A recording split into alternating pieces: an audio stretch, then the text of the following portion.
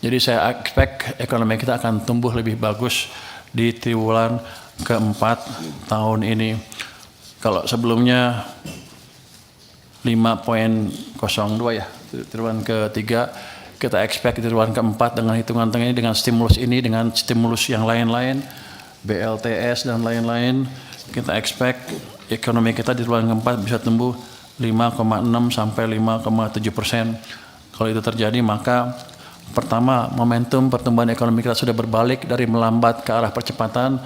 Yang kedua, full year ekonomi kita bisa tumbuh sebesar 5,2%.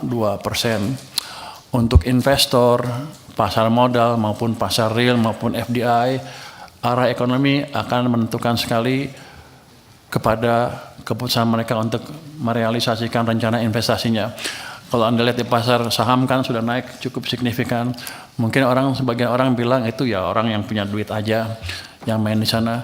Tapi untuk sebagian besar investor jangka panjang itu memberi sinyal bahwa ada suatu perbaikan yang positif di sini.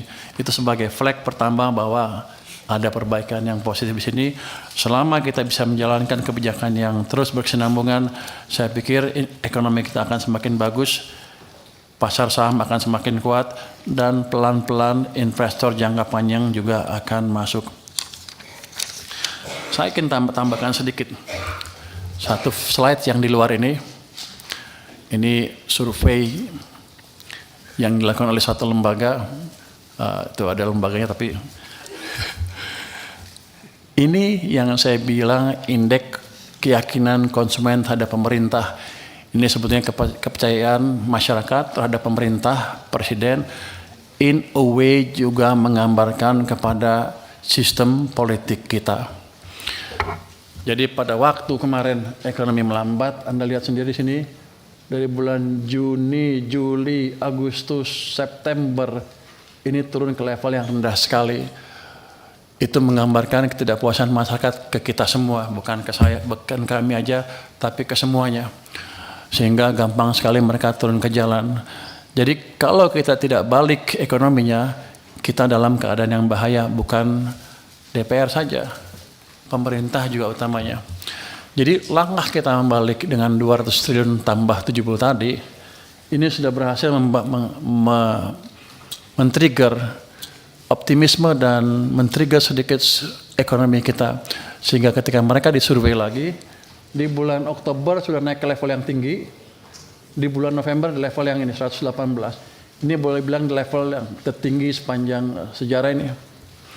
Artinya atas dukungan Komisi 11, restu Pak Presiden untuk menaruh uang 200 triliun dan memanage keuangan kita lebih baik, itu saja sudah bisa men-trigger pertumbuhan ekonomi dan membalik arah ekonomi kita, menimbulkan momentum pertumbuhan ekonomi yang baru, sehingga masyarakat sudah puas lagi dengan sistem atau kebijakan yang ada.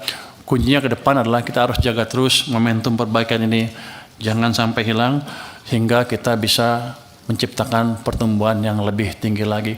Ketika masyarakat puas ke pemerintah seperti sekarang, harusnya demo akan lebih sedikit ke depan, dan pemerintah bersama DPR tentunya bisa memfokuskan untuk menciptakan pertumbuhan yang lebih cepat, fokus menjalankan program-program yang sudah disetujui oleh DPR untuk memastikan kita bisa menciptakan pertumbuhan ekonomi yang lebih cepat.